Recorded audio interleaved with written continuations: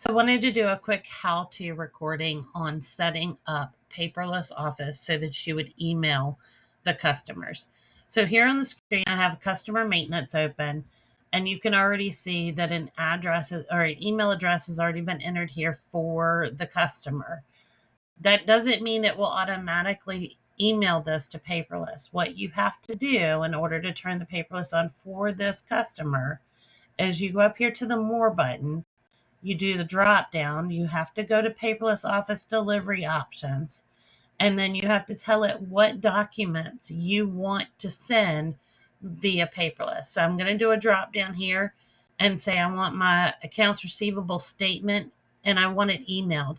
I don't want to have to print that statement. I'm not going to print it and I'm not going to mail it out. So I'm going to uncheck that button, and then I am going to check the fact that I want it emailed to that customer. Now, what email account is it going to be sent to? So then you have to click on the email tab here, and you have to tell it where you want it emailed to. So we're going to use the customer email address. So this is the email address. If you move this over, this is the email address that's on the customer maintenance main tab. Say I don't want to use that. Say I wanted to use a customer contact. So if you have contacts saved here in the primary contact and you enter a contact, you can absolutely tell it to use that contact code here. But let's say I want to send it to the customer email address on the front page, and I have an additional email address I want to send it to.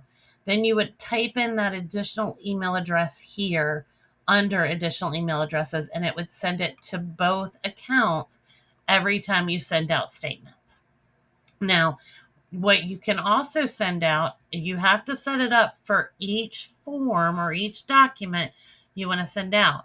So if you're also sending out sales order invoices, you also want to tell it to email that and what email accounts you want to email that to. So this would be the final step in setting up Paperless Office for the customer.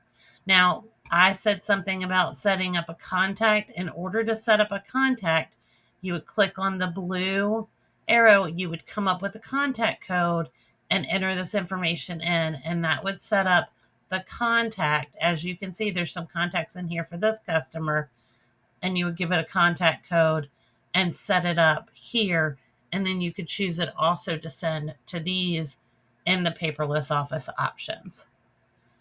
Okay. All right. Hopefully that helps.